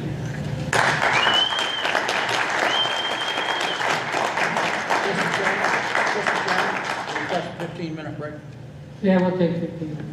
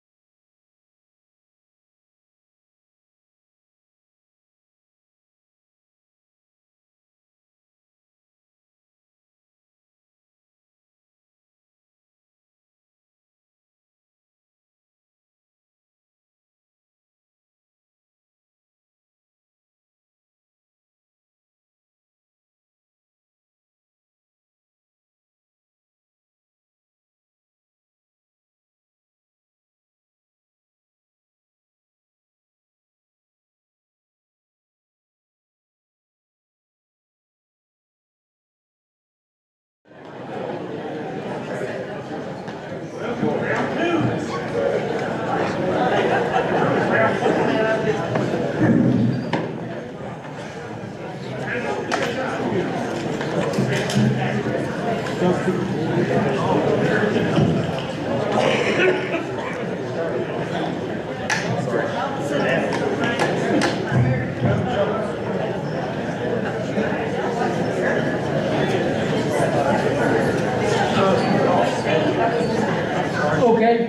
next up is Brandon Moran and then Owen Brown.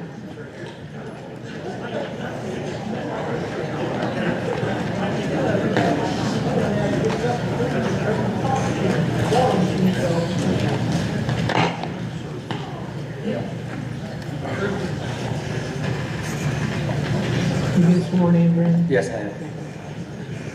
My name is Brandon Moran. I reside at 4837 Kentucky Highway 596.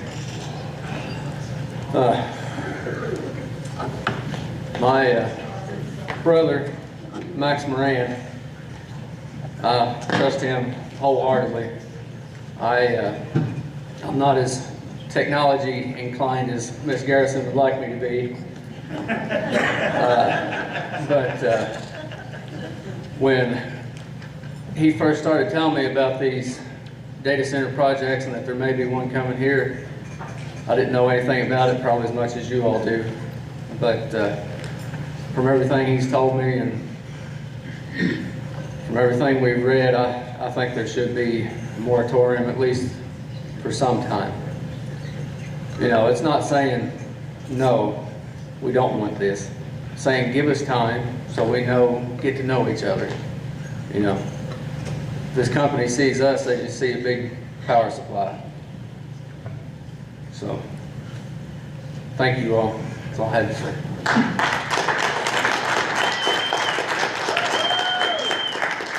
Owen Brown and then it'll be Jason Shepard.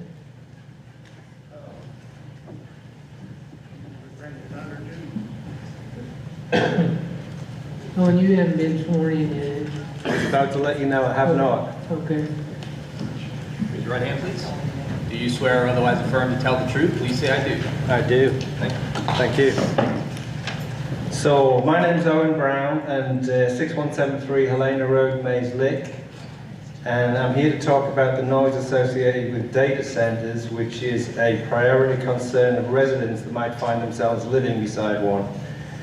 I'm going to use my time to play the audio from 2 video recordings I made and explain what you're listening to. I took a trip to Data Center Alley, Prince William County, Northern Virginia, and recorded noise experienced by the people living in the Regency condos, 250 feet from an Amazon data center. The noise measured 55 to 57 decibels on a sound meter and was very disturbing. It was so bad that the people were not using the backyards or decks which faced the data center. They sat out on the other side of the buildings. There've been many large demonstrations about noise in the area. This is the noise from that video that I took.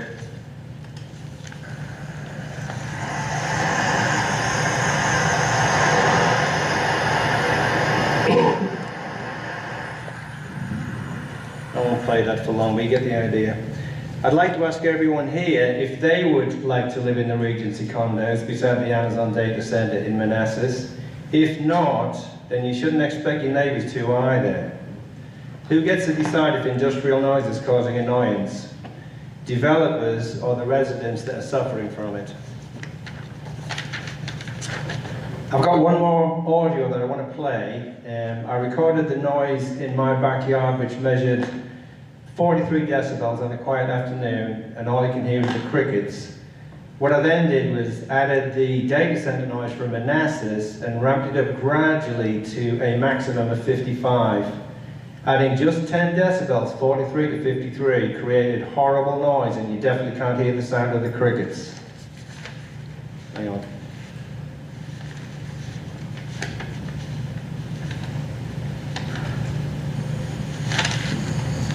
Crickets.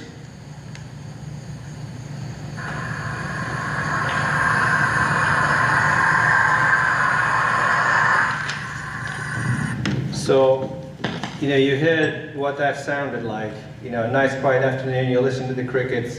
Once that noise comes in, you couldn't hear those crickets anymore. That was 55 decibels. That's exactly the distance and the noise level that Mr. Shaw was talking about last week. 4 times that guy said that he'd be happy to live at 250 feet and listen to 55 decibels. I don't think so. So, I'd like to finish with the concerns residents have about data centers being placed too close to residential communities needs to be addressed in good faith. Large setbacks and meaningful noise control of property lines would help alleviate the community's well-founded fears. A good neighbour doesn't throw a punch across a property line and connect with the nose of his neighbour living next door. That's it, guys. Thank you.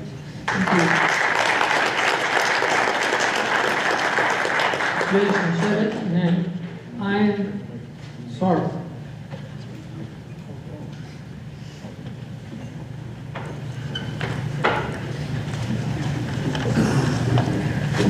I have not been sworn in. He hadn't been sworn in.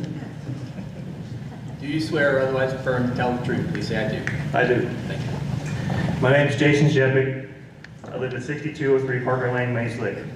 Good evening and thank you for being here. On September 9th, they passed a resolution tasking you with this endeavor to explore rules and regulations to oversee the application of a data center. 35 days ago. Over the past month, I spent countless hours reviewing this proposal, and here's what I've learned. This ordinance isn't just about words. It will shape the safety and health of our neighbors, the quality of rural life we cherish, even the peace and quiet of our homes. Page 3 of your noise document may look like a simple table, but these numbers matter. They affect real families, real lives, your lives. Rebecca Shepick and I submitted written comments that I encourage you to read together, starting with mine first, then Rebecca's. They are essentially one document. Over the last 30 days, I discovered there's 4 different types of data centers. One could argue hyperscale data centers could actually be their own classification. These facilities only want to have 2 minutes of downtime per month.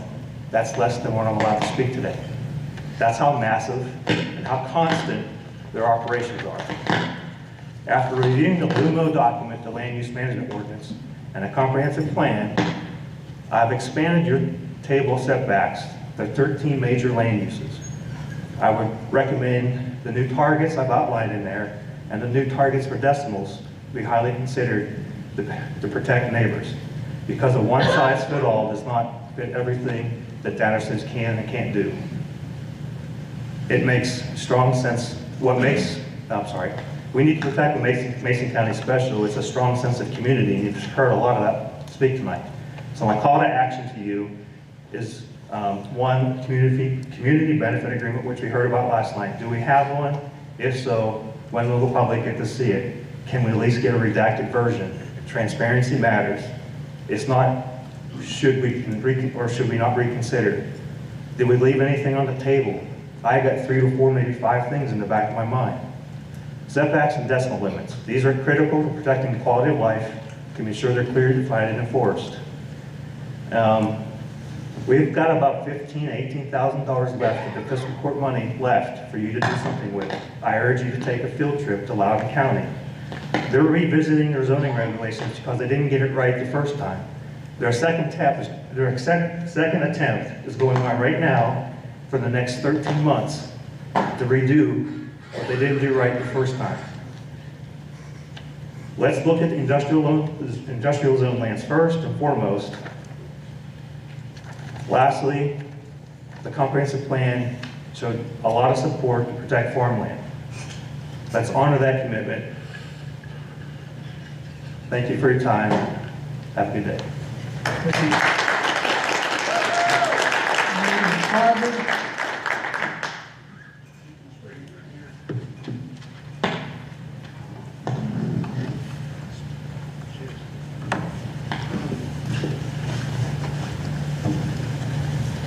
Have you been sworn in?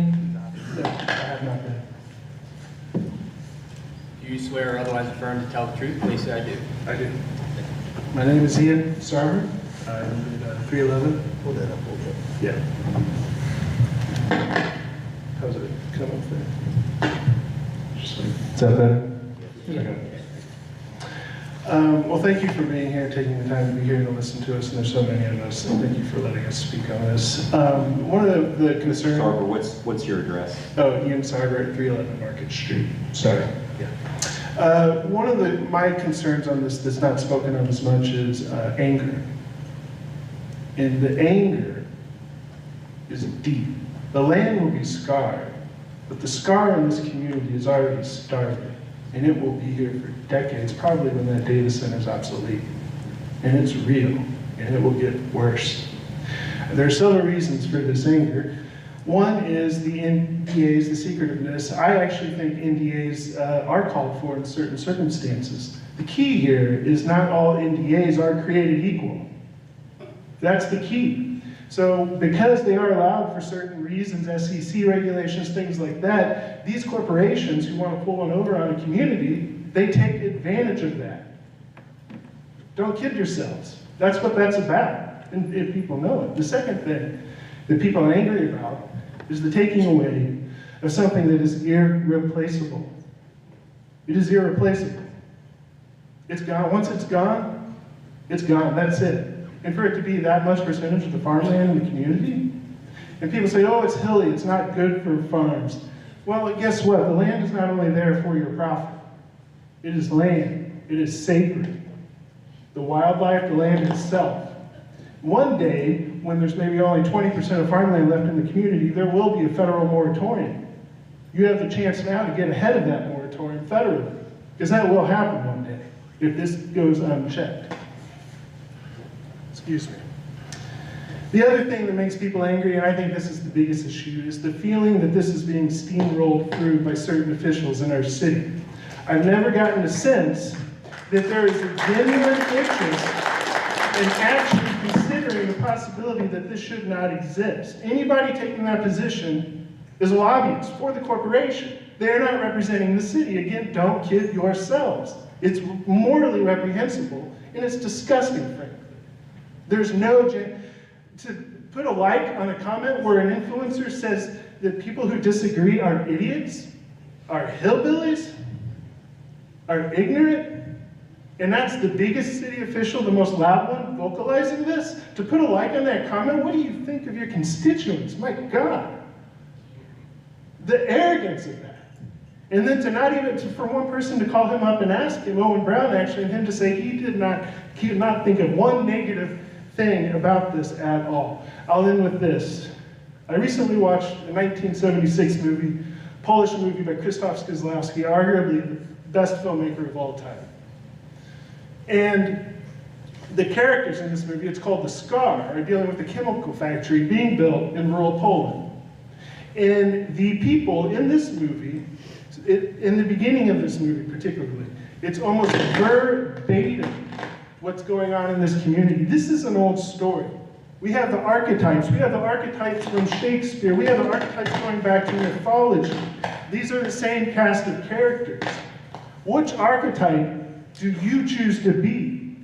Which archetype would you want your progeny to hear about?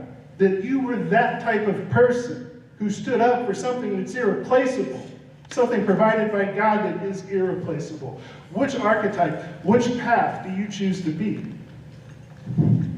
If there's any group of people I most respect here, it's this group, your volunteer. I respect what you're doing, and I believe in you. And I believe that you'll think about this, whether it's a moratorium or something else. But like that movie called The Scar by Krzysztof Kieślowski, let's not leave an emotional scar that can actually be much deeper than the already profound impact this will have on the land. Thank you very much.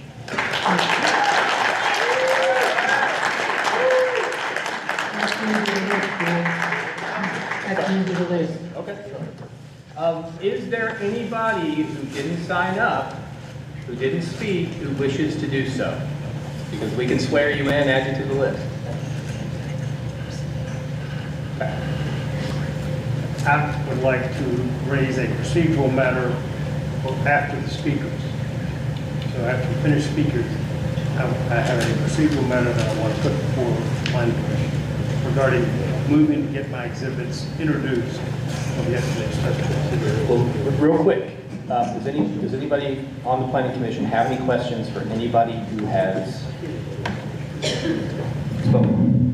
I have a question. We've heard a number of acreage use tonight, and I was wondering if somebody could clarify just exactly how many acres this is going to entail.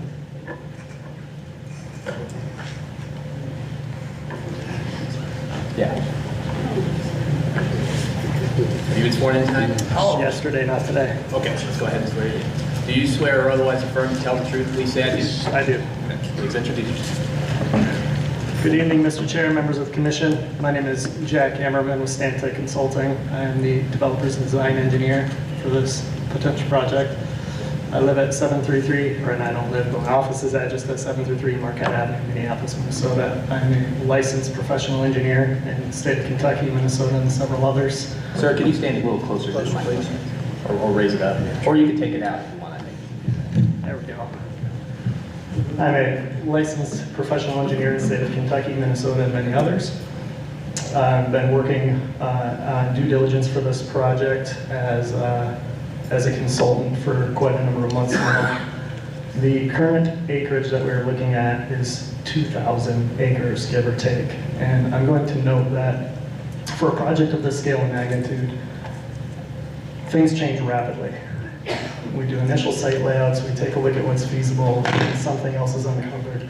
We find that there's an area that's unbuildable, or there's an issue with, you know, any aspect of everything that we've been talking about tonight. And so the approach from a development perspective is to cast a wide net to see what is feasible and then slowly work that down to what is real. And so, yes, we've heard 8,000 acres, but as of right now, standing here before you today, we are currently looking at 2,000 acres, give or take, as a final site project boundary area. Thank you. Go ahead, you Good question. We've heard a lot about protecting prime farmland. Do you all take that into consideration when you're considering the site location? Absolutely. And in addition to that, I'll note the acreage, you're not going to have concrete property line to property line, right? We have an enormous amount of green space that we factor in, and areas that we look to conserve in perpetuity as conservation areas as well within that acreage. Another question? So from a setback perspective, your developer, they're okay with expanding that because we're not going to build next to property lines anyway? Not necessarily. There's a trade-off with everything, right? And so if you expand that, then there's added costs in different areas, right? Added costs, added issues. When we look at that setback, you have to realize that a building setback to the principal building is one thing, but when we look at other aspects of impervious area, parking setbacks, utilities, you know, those aspects of it also need to be considered. Can you say what you mean by principal building, or explain what the principal building is? Absolutely. So principal building, the data center building itself, accessory building like a guard shack at the driveway entrance. So we talked about prime farmland, and you'll do the best, due diligence in protecting the prime farmland. The area out there that you're looking at is really karst. It's full of sinkholes. How are you going to deal with that? Well, my specialty and my background from an engineering perspective is water resources, environmental engineering, and then I ended up in a career in land development. However, on the project team, we have an entire team of geotechnical engineers, and that is something that we've been studying quite a bit already on this. When I initially saw that, red flags went up. We had a lot of calls to discuss it, and karst is something that can be engineered and designed through. For these type of buildings at this scale and magnitude, we can't afford to allow any risk of settlement. And when we look at karst, you can do ground penetrating radar, you can map it. There are ways to fill it to actually make the landscape more stable, to reduce the risk of any type of sinkholes or issues long term. And so from a design perspective, that is something that we can work our way through, design through, and build through. So it's not a game changer? No. Anything else? I have one more question about, you're talking about the main building that does this work. Is that going to be centrally located within a 2,000 acre tract, or is that part of the design to alleviate noise and stuff like that? Absolutely. I mean, there's lots of factors that go into this, right? Topography, earthwork. I've been doing lots of different analysis with my team on where's the best location to site these buildings from a cost and construction perspective, right? If we had a perfectly flat site, that building would go up, a little bit more cost effectively and quicker than areas where we have lots of terrain. In addition, there's areas where, there are public waters of the United States that, if we can do a layout or a project where we do not impact those, that is absolutely preferred so that we can avoid some of those natural areas. Different things come up that require us to just centrally site these buildings in a way that are most beneficial to not only the design of the project, the goals of the developer, but also the needs of the community. The other factor here is, based on the decisions that the community makes and how this proceeds, things change again, right? And so we can't even sit here and say, hey, this is a locked-in final site plan, because we're creating the rules that we need to play by. I'm sorry to ask again, but you mentioned earlier about setbacks and said not necessarily. Just to confirm, there's a difference between operational structures and supporting structures. And those supporting structures, I'm assuming a guard shack and parking lot doesn't make noise, right?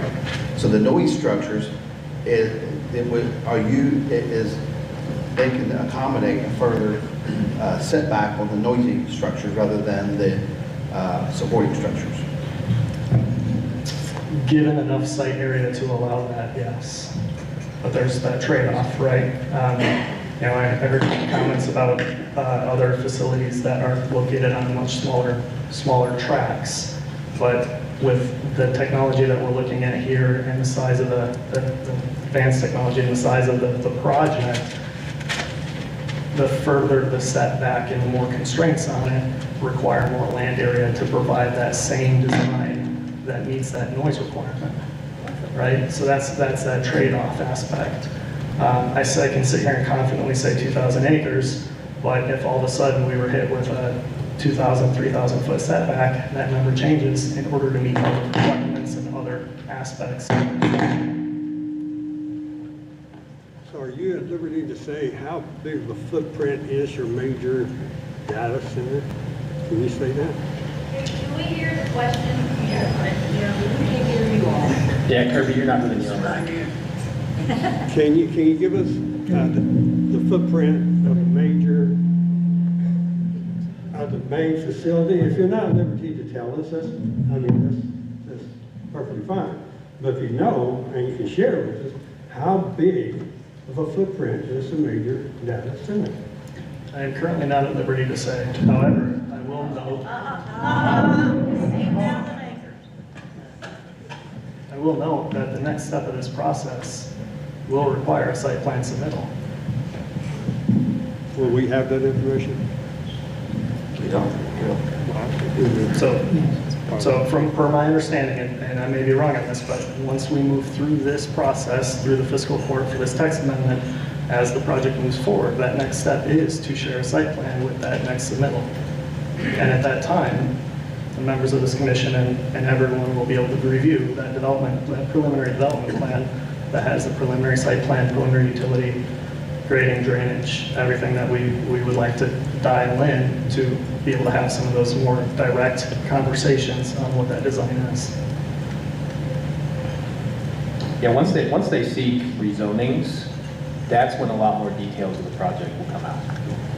Right now, this process is formulating and adopting regulations for data centers generally, and then after that's completed, the next step would be rezonings. Because, as I understand it, the project is proposed for land that's not currently I3, and in the regulations you all are holding a public hearing for right now, it says you can only have this land use on I3 land. Does this make sense? It makes sense. The only heartburn I have, George, is that some things out there on the landscape cannot be changed. The sinkholes, the streams, private farmland. Those things they're going to have to deal with, but I think as a planning commission, we would need to know what section of that is going to be affected. I mean, how do you make a plan with something you don't even know where it's gonna go?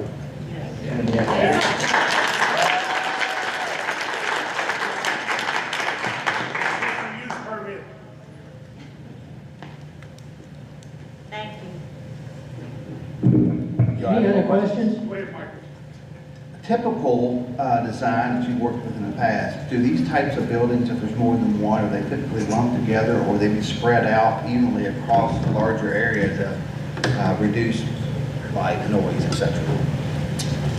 Our approach would be to concentrate them as best as the site allows for the utilities within them, right? I can't put two buildings dead next to each other because I can't get utilities through there.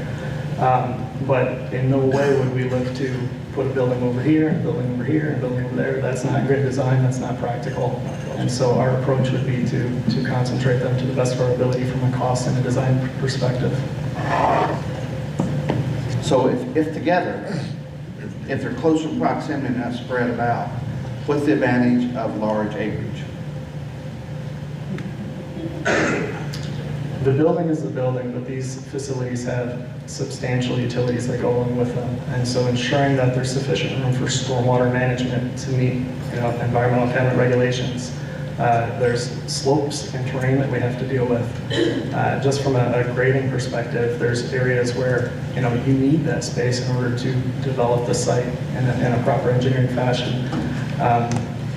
Ensuring that there's sufficient room for depths of utilities and corridors to allow for those in those easements, that's critical from a design standpoint.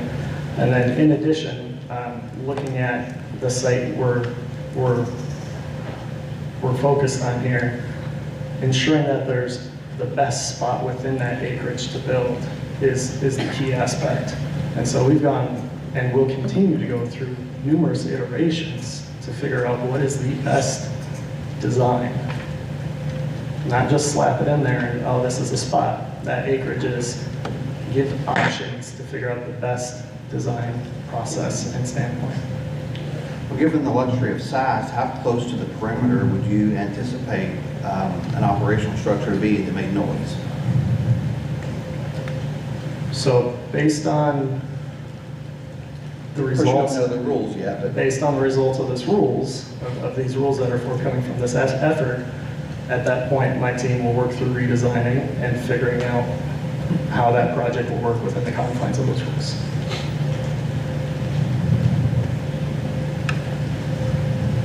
Good. Anything else? Thank you. Thank you.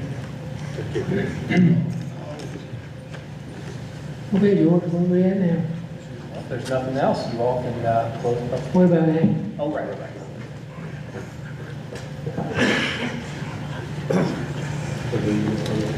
Mr. Chairman, members of the commission, I'm Hank Grady. I'm not a Mason Countyan. I was sworn in yesterday. I was sworn in again today. Does that take care of the preliminary questions? I have asked to speak, to take care of what I think is a procedural matter before the close of the public hearing. Yesterday, I tendered a PowerPoint presentation that was shown until I ran out of time, but that is in the record, is it not? So it has been my thought. It has been my thought that, like we did with the solar process, that the commission will, at a subsequent meeting, unless they want to do it tonight, formally adopt transcripts produced by the court reporter into the record.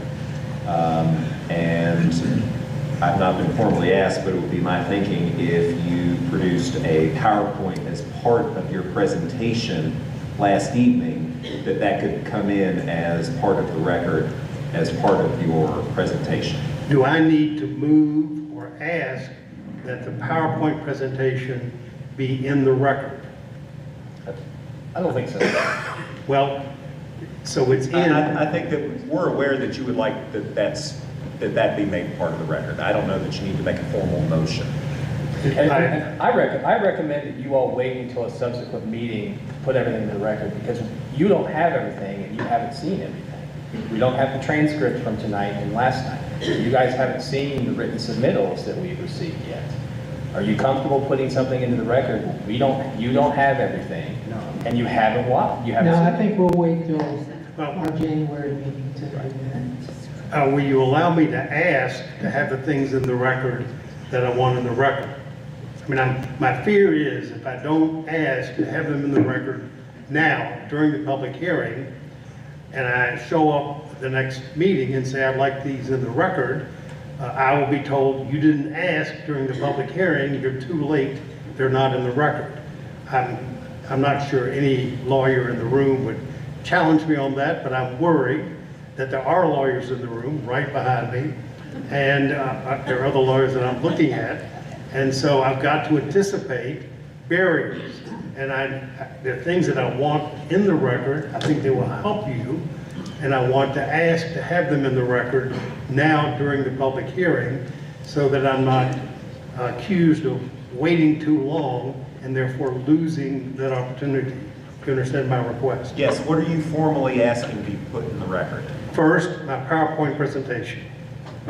Second, last night I gave you all a notebook. I've gotten the notebook back from one of you, but you have in it my letter to you that I got through most of, and you have the exhibits that are in the notebook that I attempted to explain to you during my presentation. I would move that my letter and the exhibits be admitted into the record as part of my testimony. I did have my letter notarized by Mr. French prior to the hearing. I can show you the copy of that if you need it. But I would certainly second ask that my letter to you and the exhibits be admitted in as part of my testimony. That's number 2. In my letter, I refer to 3 items, 3 documents. One document is, and all of these were sent to George prior to 2 o'clock yesterday, and because they were referred to in my document, and I wanted to get them into the Planning Commission office before 2 o'clock yesterday, and before I presented my comments and these exhibits to you last night. Those documents are the Urban Land Institute Guide for local communities. It's about a 20-page document, and it is the entire document is in the office of the Planning Commission. And it was emailed to George before 2 o'clock yesterday. The second item is a 460-page document, but it is the qualification for data centers for Prince George County, published on November 15th, 2025, last month. And it is the complete record of Prince George County going through exactly what you're going through. They engaged a year-long process to develop a data center ordinance, and as part of that, they looked at 5 counties across the nation, including New Albany, a city that's been talked about numerous times, but they also looked at Loudoun County and Frederick, Maryland, and other counties, Atlanta, Georgia, and they studied all of them, and then it's the minutes of their deliberations to go through exactly what you're going through. I picked out 3 pages of that. It's the last 3 pages in my notebook, comparing the 5 counties they were looking at. I would move that item, those 2 publications that I submitted to you be admitted into evidence and made part of the record. And the final document, yesterday I referred regularly to the work of the Kentucky Resources Council. Yesterday, Tom Fitzgerald, the principal author of this Kentucky Model Data Center Zoning Ordinance, he published it. He sent it to me. I sent it to the Planning Commission office again before 2 o'clock yesterday. I referred to it repeatedly in my presentation to you yesterday, and this is a complete Kentucky-based zoning ordinance coming from the Kentucky Resources Council, and the entire document is in the office of the Planning Commission, and I would like to move that be admitted because I believe all three of these documents help you do your work. Now, I've encountered a 10-page rule, and I've been told that these documents exceed the 10-page. With these documents, I would ask that you take exception to the 10-page rule, because they're offered to give you an example of other people working on exactly what you're working on, and I think you would benefit from having the entirety of each of these documents. So I'll be moving to have those 5 documents made a part of the record, frankly, to help, in my opinion, you do your work. I would love for your rule on it tonight, but I do need to get that in front of you so that I'm not accused or faulted for sleeping on my rights. Do you understand my request? Mr. Grady, your request is noted for the record. To what extent is your notebook that you provided to the Planning Commission last evening, to what extent is that essentially a written summation of the PowerPoint presentation that you produced to the Planning Commission? This has more detail than the PowerPoint presentation. So there are quotes here, in here, that are on the PowerPoint presentation.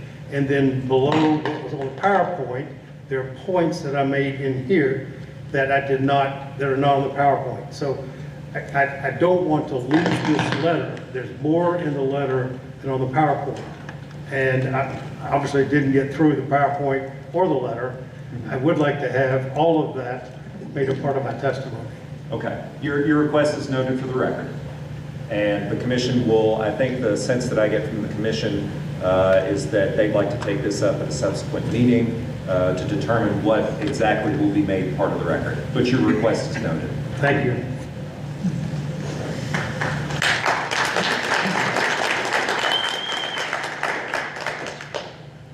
All right. We need a motion to go out of public hearing. I'll second. John? All those in favor say aye. Aye. Opposed? We go back into a regular meeting. All right, next item on the agenda. Is there anything else, Louis? Yeah, we have an item for discussion of future meetings. So the next step is contingent upon collecting all these documents. And the one thing that we won't have immediately is the transcript from tonight. I'm assuming it'll be one transcript from last night and tonight. Now, we've already received the transcript from last week, but that meeting was, I don't remember exactly how long it was, but that was one night, and it was about, I think, 2 or 3 hours. Last night, I think, was 3.5 hours, and tonight is 2.5 hours. So I don't know exactly when we're going to receive that. But I'm going to look at special meeting dates at the library for January. If I get that before Christmas, I'll send that along with all the documents we've received to you all so that you can review them and you have time to review them. I'm assuming you all want plenty of time to review these documents. Yes, we do. There's a lot to take in. Because here is the transcript from last week's public hearing. It's 73 pages. It's 73 pages, single-sided. And this tonight and last night are probably going to be at least double that. We've got submissions that we've received. So I'm sure you all want to review any submissions we've received. You want to review the ordinance again. You want to review the transcripts so that you're prepared to come back to a meeting in January and talk about what any changes you'd want to make, anything that's not in the ordinance that you want to see, stuff you want to take out, et cetera, et cetera. Is that the consensus of the Planning Commission? I think it is. Okay. So, And I personally, I would personally like, and if there is staff report, based upon what you've heard, and as a planning and zoner administrator, provide that expertise back to this board of what you've heard in testimony the last several days and last week about some options and/or recommendations as well. yeah. Yeah, it's probably not going to be a very long staff report. I have a to-do list item to write some stuff. I've got some, Andy Shaw specifically, his review, his company's review of the ordinance was very insightful. There you go. Thank you. Some people pay me for my use of the English language. But anyway, yes, that's going to be included with all these documents you all need to review to be able to move forward. Since we don't have all the documents yet, and I haven't created my document, we can't really schedule the next meeting, but they're going to be special meetings anyway because we'll probably have them back over. We won't be in here. We'll be hopefully in the library so that there's adequate seating for people to watch the sausage being made. I would suggest, Mr. Chairman, that they come out once you have them available to us. Don't wait for a lump sum. Just feed them to us as they're available. I would rather give them to you all at once. Okay. So that you can sit down with it and digest it all at once. Or you can plan to digest it. That's what we did last time. Plus you get into, okay, what have I sent you? Because these are going to be physical copies. They're not going to be digital copies. So make these, I'm assuming you all want physical copies to read. Oh, yeah, absolutely. Yes. So, that's easier. It's easier to parcel it out, but I might leave one out if I don't just give it all to you. Want to make it easy on you. Yeah. But you're not going to be able to move forward until you have them all and you review them all. Okay. I can start compiling them in preparation for making copies in preparation for receiving the transcript, et cetera, I'll have time to do that later this week and next week. And if we get them all, I can send them to you end of next week. So we don't have a necessary date for the next one. It all depends on how quickly you get the documents. And then we have proper advance notification to not only us, but if you really want to, I can send you what we've got. And then once I have the final pieces to the puzzle, I can send those out if that's what you prefer. Would you rather have them all at once so that, okay, this is everything I need to look at? Or would you rather, okay, this week I'm looking at these, next week I'm looking at that? How do you guys want to do it? I would prefer to get it all at once, and that's what we did last time. That's what we did the last time when we sold it. And so if you get more pieces, did I misplace the first few pieces? It's however you want to do it. Let's do it all at once. All of them? Okay. But I will prepare for the final pieces. Like I said, I already have a to-do list item to write a staff report. I'll probably start on that Monday. Then I'll get everything else together so that if the stars align, I can get this to you probably late next week, or at least send them out. But I can't promise that, and I'm not gonna put a gun to Don's head. It will not be middle of next week. Yeah. So. Not even if I didn't sleep between now and then. Right. Yeah. Can we get a round of applause for our court reporter?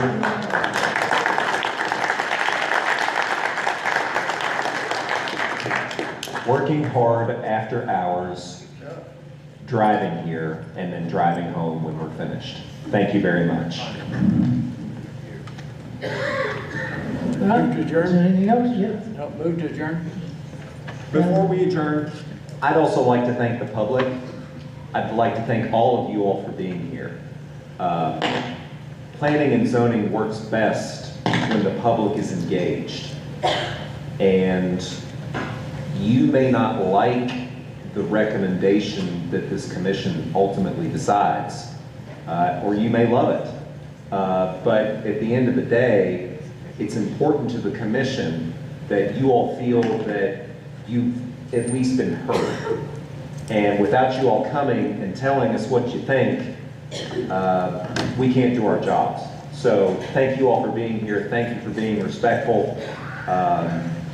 We've got a ways still to go, and we anticipate quite a few of you showing up to those meetings. And we request that you let us do our jobs, and we'll get a recommendation out as soon as we feel like we can do it with the information that's been provided to us. But thank you for being here. Thank you for your input.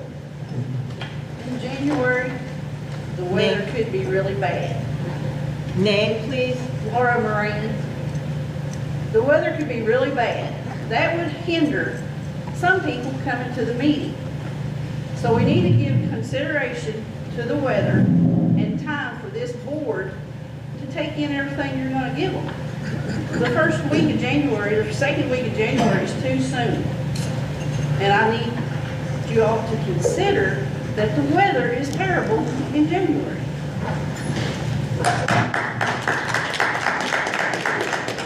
I'd like to respond to that.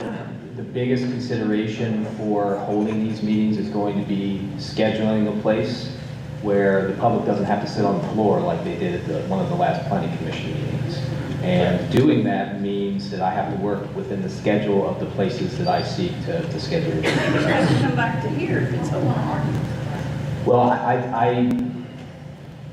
That's all I have to say. well, I mean, this venue is a little large for it. I think the community room and the library, they are very accommodating, and that's a decent sized venue for it. So that's going to be one of the major considerations for it, because I don't want, the last meeting we had, there were some people that had to sit on the floor. That was just to talk about procedure stuff, and plenty of people showed up, and I appreciated that. But I don't think anybody wants us to continue this process in that room.